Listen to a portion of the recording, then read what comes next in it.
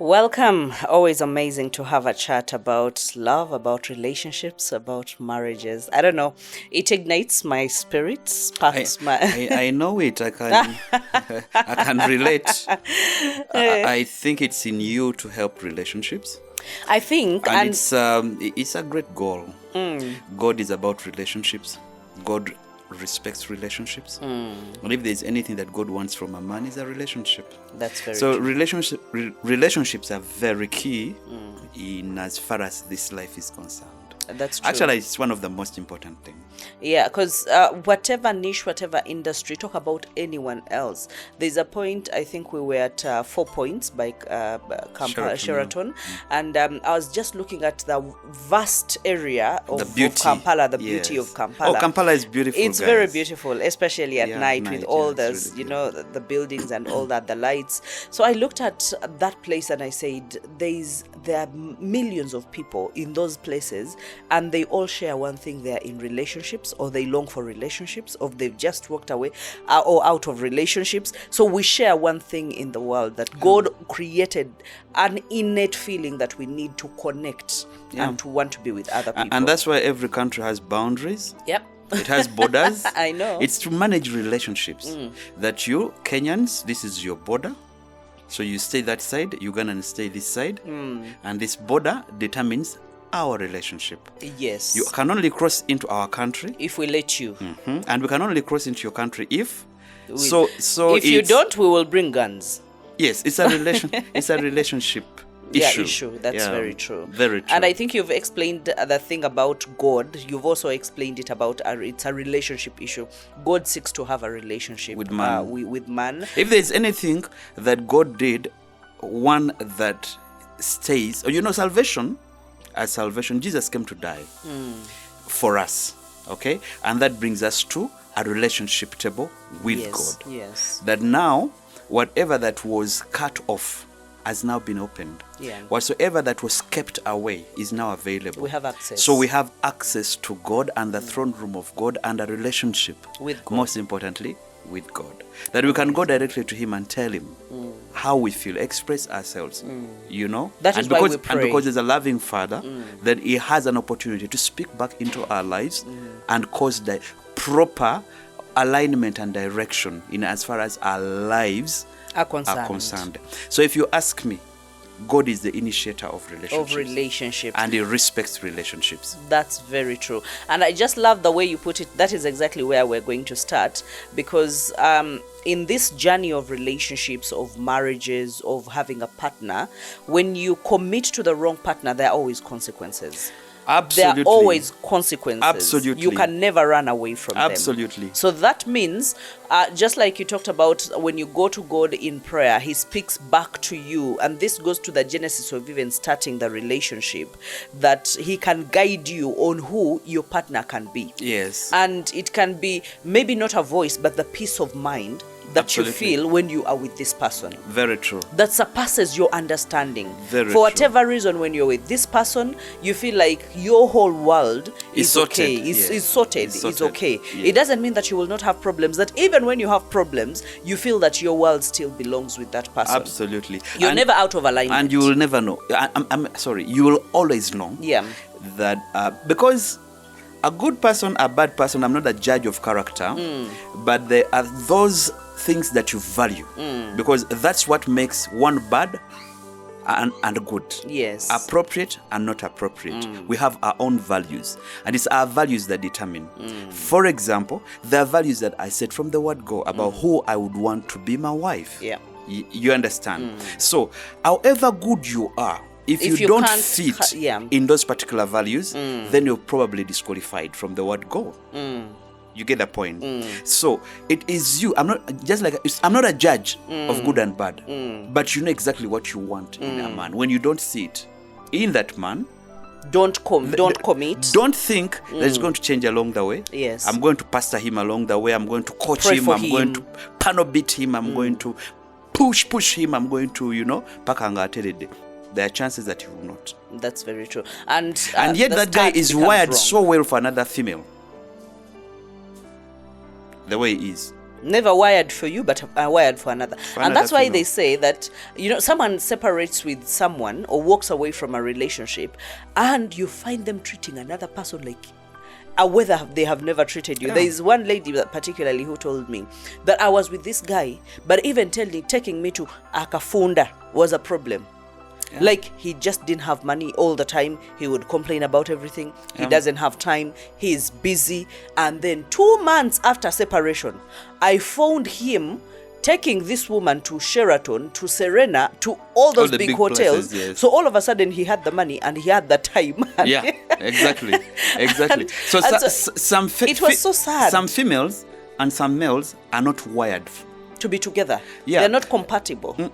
And we take that for granted. That's why I'm telling you that in the first days of your relationship, you will tell that I have no future in this. You will tell that much as I really want a relationship, I think I'm setting myself up for a disappointment. This guy or this woman is not the kind of man or woman meant for me. It's not hard. Trust me, your intuition will never lie. 77% of you will know that you're in the wrong relationship. But because at times we get into these relationships when we are desperate, we're desperate to get a partner. I mean, pressure coming from family, pressures coming from siblings and friends, from social media. So we commit to something that we know will not work. Most relationships and most ladies and most men who I've had a chance to talk to, mostly when they are talking about their current relationship, they will tell you, okay, they saw. Yeah. I saw this, but I thought he would change. I thought she would change. I saw this. It was a major sign, but I'm like, Obanda Babubi. So in other words, you saw it. Long and short of it is you saw it. Yeah. But you ended up in it. And right now, everything outside your marriage or your relationship glitters. Everything else looks so perfect and good, apart from yours. So you keep admiring other people, and your eyes are because when you see everywhere. others holding hands, you feel like they have it your together. Eyes are everywhere because you have the wrong one in the house. So I just want us to dive into the consequences or the pains, because there will definitely be pains. The pains of committing or marrying the wrong partner. And by the commitment can go as far as, because there are people who have cohabited, they have gotten into staying with them, they have stayed in long relationships, like 8 years, they're in a relationship. You've committed to this person like exclusively to be in a relationship with them. So it's not only marriage. Yes, marriage is a deeper level of all these relationships, but even when it's a long relationship of 2 years, of 3 years, because one of the things that people have complained the most, and I think we should start with that since it has come to my mind so fast, is time wastage. Yeah. Like, they are wailing for the lost time that they will never recover. That's true. They feel, you never know, maybe I could have gotten the right person within that time. Yeah. You never know, maybe I could have made more money. I could have made more. Like, they feel they could have done a lot more with their lives than just because being in a wrong relationship or committing to the wrong person, that means you are like auditioning every day. Yeah. You're in that relationship overworking yourself, somersaulting yourself, doing everything to make sure that you actually maintain the relationship. I would rather wait to get in than rush to get in and rush to get out. I would say it again. I would rather wait to get in than rush to get in and then rush so fast to get out. I will tell you for a fact, there are so many willing to get in, but there are so many willing to get out. Oh, they're running for their lives. Okay? And the number of people who are running out probably triples the number of those who are getting in. That's very true. And that means there's a work that we have done. That's why the number of those who are getting in is slowing down. And that's why we're doing this. Exactly. This production. That's why we're here. Take your time. To tell you that you don't have to rush. Peer pressure coming from everyone else, all the pressures coming from everyone else, manage them. Because the moment you get in, the same people who are pressurizing you to get in will be the ones who will judge you when you're getting out. Exactly. And will not handle you with any form of mercy. Will remove the gloves, will be hard on you and we will say everything judgmental about you getting in and not working. That's even worse because now you're in there. Even the people that are in, that I have stayed there, some have only stayed there, you understand, to just keep appearances. So for some who are in there and are just trying to keep appearances, we would be the first one to judge you. Why are you getting out? You stay like us. I know. We are in a thing that we know is not we working. We are suffering, so let's suffer together. So that's why I would say, don't rush to get in. Yeah. Take your time. It's easier to manage it before you get in than when you're already in. Because when you're in, you've involved all of us. Involving all of us means judging you. For every small thing that you do, in as far as that relationship is concerned. Wow. So stay out. Stay out. And wait a little bit. There's a question. I'll bring this. I know it's very raw and something that we have not talked about us. When recently you put up that picture, some people asked, but you've been together for so long, but you've only started having children just recently. And that triggered my mind to think, because we were preparing for this, to have this talk. And I was like, there are people that we meet and they are good people, but in the wrong seasons of their lives. Yep. Like, it made a lot of sense. Absolutely. Like, there's a lot that is going on that had you rushed to get in or commit, you would have ended up regretting or even saying a lot of bad about that relationship, and yet the person was good. But the phase in their life was actually wrong.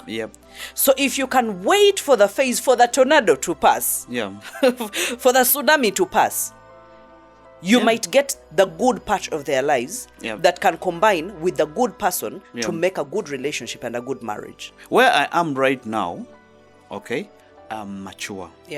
And what has matured me?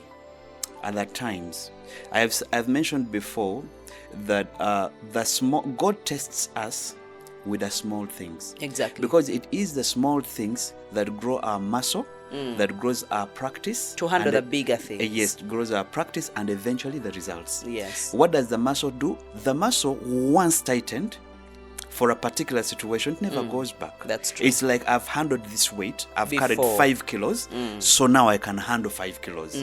That's what the muscle does. Then the practice is, I've gone through it, so I've understood where I went wrong. The results will always show. Yes. So it grows your muscle over time, your practice, and your results. Where I am right now, there are decisions that I made when I was 25, 26, 27 that I can never, ever make again. Now, what's my position in your life right now is to tell you, wherever I went wrong, please do avoid. Not.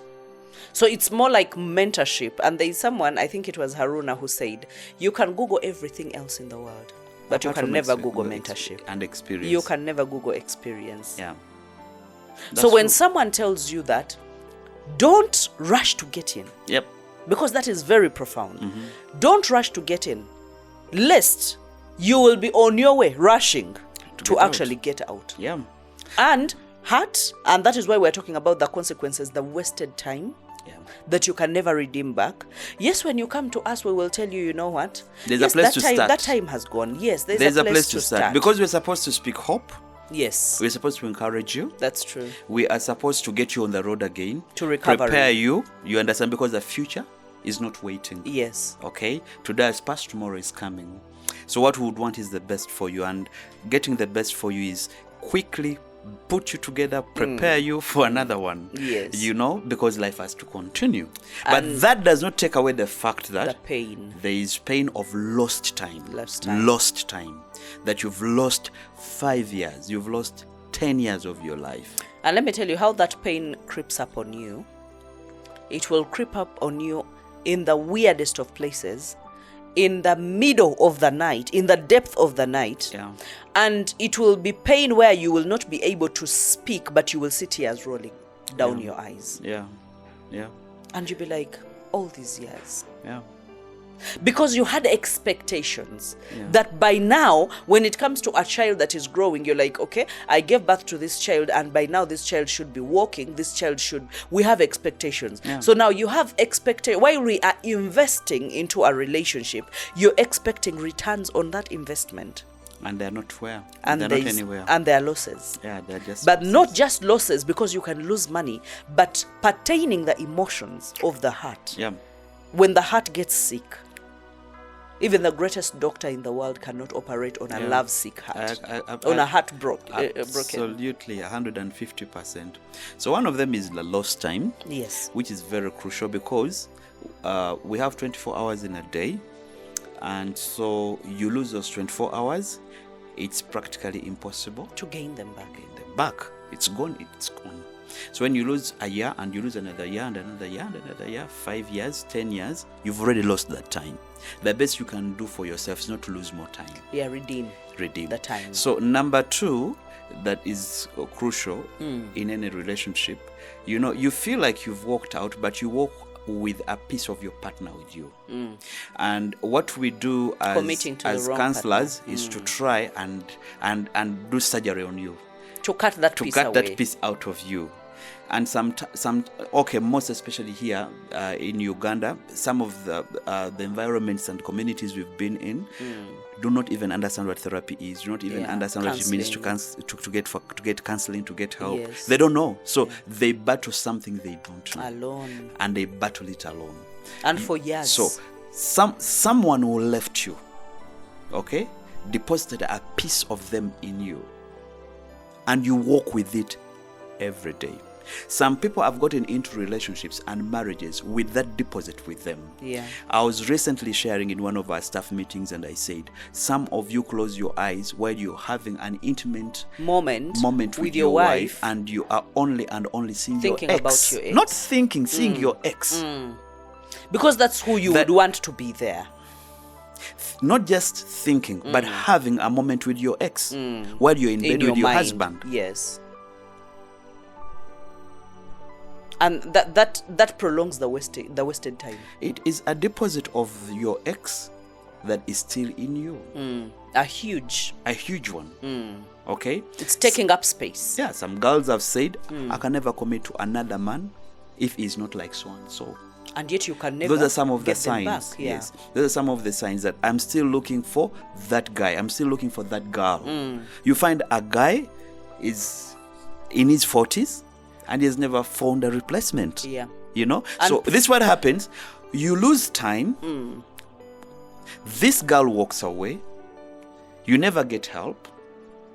Okay, you don't redeem time. Yeah. You still even lose more time because you're still carrying a part of her with you. So wherever you will go. You are looking for her while she's having children with another man. I know. She's having a life with another man. And she does not give a damn. She does not just even give care. A damn. She does not even think you still exist. I know. She erased you. So, from her mind. As far as your life is concerned, you're carrying Sarah with you. Stuck. You're carrying Peter with you. You're carrying Jessica with you. While she's having now a time of her life. Yeah. Okay. That's so painful. So you lost time while you were pursuing her. She broke your heart. She moved on, but you've never gotten help to try at least redeem. But instead you're losing more time by trying to look for someone who's gone. When you have the wrong partner, my point being, a deposit of them stays with you.